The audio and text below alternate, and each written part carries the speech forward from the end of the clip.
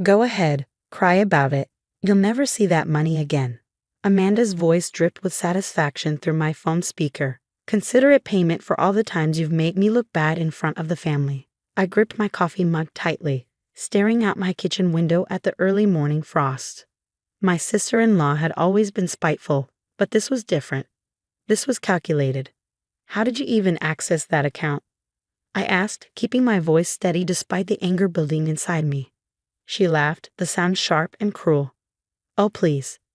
James left his banking information in his home office. My dear brother should really be more careful with his passwords. But I guess that's what happens when you trust family too much. My name is Diana Foster, and at 34, I was listening to my sister-in-law brag about stealing my family's entire savings. $300,000 we'd spent 8 years building. Money meant for our children's future, for emergencies, for the life James and I had carefully planned. You know this is theft, Amanda, I said calmly, which seemed to irritate her more than if I'd screamed. Theft. Please, I'd like to see you prove it. James gave me access to his accounts years ago for emergencies. This qualifies. I needed the money, and you two clearly had plenty to spare. Her voice turned mocking. How does it feel, Diana, knowing everything you worked for is gone? I smiled, though she couldn't see it. Thank you for letting me know, Amanda. I appreciate your honesty. There was a pause on her end, my calm response clearly throwing her off guard. What's wrong with you? Did you not hear me? I took everything. I heard you perfectly. Is there anything else? Her frustrated huff made me smile wider. You're insane. No wonder James is always working late. Probably can't stand being around such a doormat. I ended the call and took a slow sip of my coffee, my hands finally steady. Amanda had just made the biggest mistake of her life, but she was too arrogant to realize it. Walking into our home office, I pulled out the bottom drawer of my filing cabinet and removed a false bottom. Inside was a small key I hadn't needed to use until now. James and I had always known Amanda was dangerous. Her jealousy had been obvious from the day we got married. She'd spent years trying to create rifts between us, spreading rumors, making snide comments about my background, suggesting James could do better. But we'd been prepared. The account she'd emptied, it was a carefully monitored secondary account. The real savings, more than twice that amount, was secured in a safety deposit box at a different bank, one Amanda knew nothing about. Every major withdrawal from our regular accounts was quietly transferred there, protected by security measures that would make even the most determined thief think twice. I picked up my phone and called James at his office. He answered on the second ring, his voice warm. Hey, honey, everything okay? Your sister just called to brag about stealing the money from our savings account. I said, my tone matter of fact. She used your passwords from the home office. The silence on his end was deafening. Then she did what? Don't worry, I assured him. The real savings are safe, but she needs to learn a lesson this time. No more letting her off easy. James sighed heavily. I'll be home in 20 minutes. Have you called the police yet? Not yet. I wanted to check the security cameras first. Another precaution we'd installed after Amanda's last visit to our house had resulted in missing jewelry that she claimed I'd misplaced. I'll call them on my way home, James said, his voice hardening. I'm done protecting her. After hanging up, I went to our security system and downloaded the footage from the past week. Sure enough, there was Amanda, slipping into our house using the spare key she probably copied years ago. The cameras caught her going straight to James' office, spending nearly an hour at his computer. My phone buzzed with a text from her. B2, bought myself a nice little vacation with your money. Thanks, sis. I screenshot the message, adding it to our growing file of evidence. Amanda had always underestimated me, seeing me as the quiet, passive woman who'd stolen her brother's attention. She never understood that my calm exterior didn't mean I was weak. It meant I was smart enough to be prepared. The front door opened and James walked in, his face a storm of emotions. I have the bank statement, he said, holding up his phone.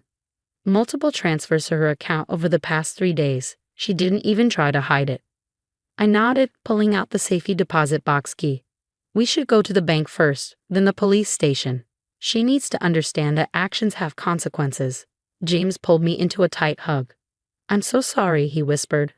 I should have cut ties with her years ago. Don't apologize, I said, hugging him back.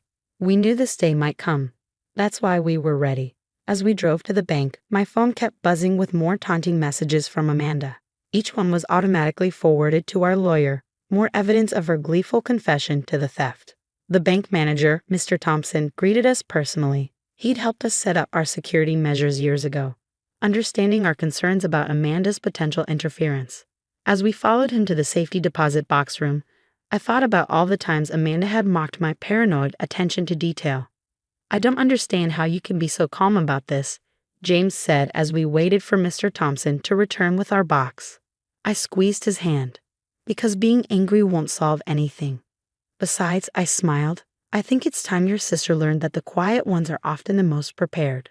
The safety deposit box held more than just our savings. It contained years of documented evidence.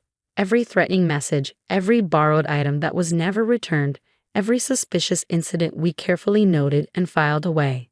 Amanda thought she'd finally won, but her victory was about to turn into her biggest regret. My phone buzzed one final time. "Hope you're not too upset about the money. Just think of it as payback for all the times you've made me look bad. Maybe next time you'll learn your place." I showed the message to James, watching his expression harden. "Ready to make the police report?" I asked quietly. He nodded, jaw set. "More than ready. It's time Amanda faced the real world."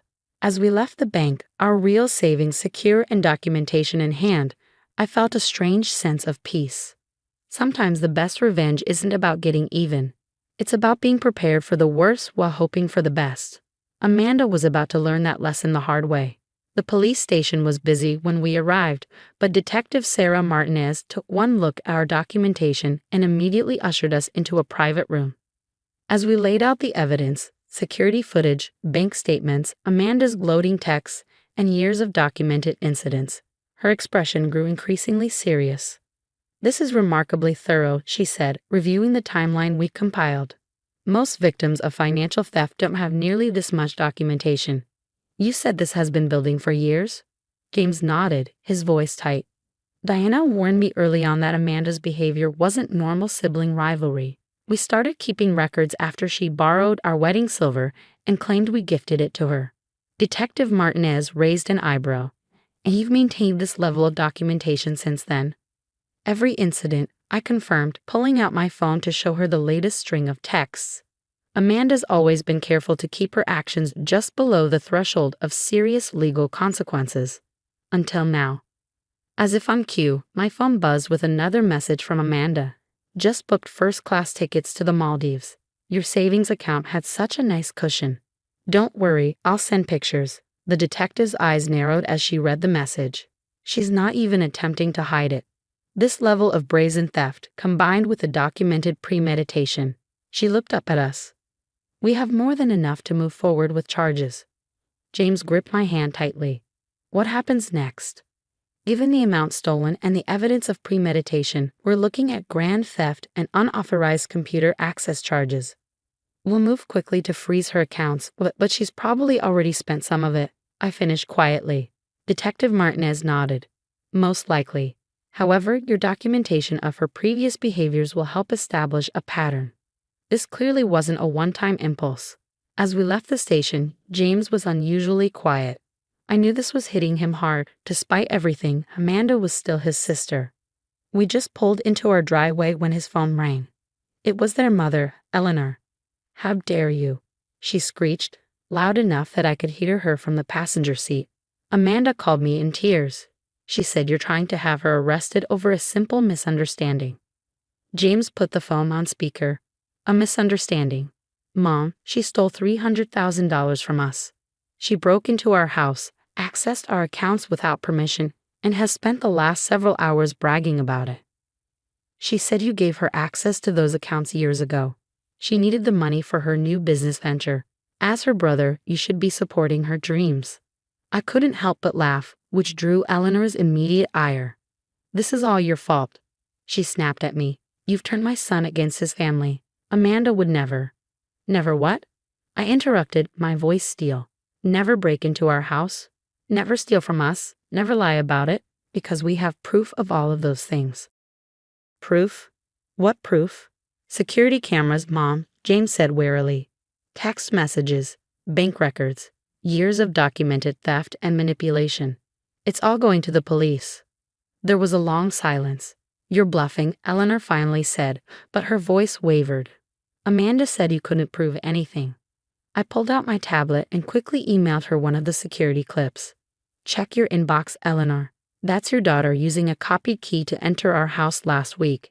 Would you like to see the footage of her spending an hour accessing our accounts without permission? Another long silence. I need to call Amanda. After she hung up, James leaned back in his seat, looking exhausted. I'm sorry, he said quietly. I should have stood up to them years ago. I reached over and squeezed his hand. We're standing up to them now. That's what matters. Inside, we found several voicemails from Amanda, her tone increasingly less smug as reality started setting in. The final one made us both pause. Look, maybe we can work something out, she said, trying to sound reasonable. I'll return what's left of the money, most of it anyway. Just call off the police. You're making this way bigger than it needs to be. Most of it? James muttered. How much has she already spent? Before I could respond, there was a knock at our door. Through the security camera, we could see Amanda standing on our porch, looking far less confident than she had this morning. Should we? James asked, gesturing to the door. I shook my head. Let the police handle it. She's had enough chances. We watched through the camera as Amanda paced our porch, occasionally peering through the windows. Finally, she left another voicemail. Fine, be that way. But remember, if I go down for this, I'm taking you both with me. I'll tell everyone how you've been hiding money, evading taxes, everything. No one will believe you over family. James started to reach for his phone, but I stopped him. Add it to the evidence file. Let her dig herself deeper. As if proving my point, Amanda had moved to our front window, not realizing the security camera was catching her attempts to peek inside. Her next text message was pure desperation. Last chance. Drop the charges or every dirty secret you have goes public. How about I start with how you really got your promotion last year, James? Or Deanna's little shopping habit? I snorted. Shopping habit. I keep every receipt and she knows it. James managed a small smile. And my promotion came with a dozen recommendation letters and a public announcement. She's getting sloppy. We were about to head upstairs when Detective Martinez called. Mrs. Foster. We've located your sister-in-law. She's attempting to book an international flight using your stolen funds. Would you like us to proceed with the arrest? I looked at James, who nodded firmly. Yes, I replied. It's time Amanda learned that actions have consequences. As we ended the call, another text came through, this one from Eleanor. I saw the video. We need to talk. Tomorrow, James said firmly when I showed him. I can't handle any more family drama tonight. I nodded, leading him to the kitchen where I started making his favorite tea. As the water boiled, I thought about how different our lives would be after today. No more walking on eggshells around Amanda. No more carefully documenting every interaction. No more pretending her jokes weren't actual threats. You know what's ironic? I said, handing James his tea. If she just asked for help, real help, not demands, we probably would have given it to her. He nodded slowly. But she didn't want help. She wanted to win, to prove she could take whatever she wanted without consequences. Well, I smiled slightly. She certainly proved something today. Our security system chimed with an alert. Amanda had returned to our porch. But this time she wasn't alone. Detective Martinez and 2 officers were with her, and from their body language, this wasn't a social call. Ready? I asked James softly. He took my hand, squeezing it gently. Ready. The arraignment hearing came faster than we expected. 1 month after Amanda's arrest, we sat in the courthouse watching her enter in a conservative outfit that was a far cry from the designer clothes she'd bought with our stolen money. Her confident smirk was gone, replaced by a carefully crafted look of remorse that didn't quite reach her eyes. The evidence against her was overwhelming. The prosecution had our years of documentation, security footage, bank records, and dozens of text messages where she openly bragged about the theft. But what really sealed her fate were the recordings from the airport security cameras, showing her attempting to flee the country with our money. All rise, the bailiff announced as the judge entered. Amanda's lawyer had already approached us about a plea deal, but we declined. Years of enabling her behavior had only made it worse. This time she needed to face the full consequences of her actions. The proceedings moved quickly. The prosecutor presented the evidence methodically, painting a clear picture of premeditated theft. When Amanda's texts were read aloud in court, including her threats to expose our secrets, I watched Eleanor sink lower in her seat, finally confronting the reality of who her daughter really was. Amanda's defense was weak, claims of misunderstanding, allegations that James had given her account access years ago, suggestions that this was all a family dispute blown out of proportion. But the evidence told a different story, and the judge wasn't buying it. "Ms. Foster," the judge addressed Amanda directly, "your actions show not just theft, but a calculated attempt to harm your family members. The evidence suggests this isn't an isolated incident, but rather the culmination of years of escalating behavior. Do you have anything to say for yourself?" Amanda stood, and for a moment, I saw a flicker of her old arrogance. "Your Honor, I admit I made a mistake, but my brother and sister-in-law are wealthy. They didn't need that money. I was desperate, starting a new business venture. In my family, we're supposed to help each other." The judge's expression hardened. Help each other? By breaking and entering? By stealing their life savings? By attempting to flee the country with their money? That's not helping, Ms. Foster. That's criminal behavior. The sentence came down hard. 5 years in prison, mandatory restitution of the full amount stolen, plus additional damages. Amanda's face went pale as the reality of her situation finally hit her. As the officers led her away, she turned to look at us one last time. The hatred in her eyes made it clear she still didn't understand that she'd done this to herself. Outside the courthouse, Eleanor approached us hesitantly. The past month had aged her considerably as she'd been forced to confront the truth about her daughter.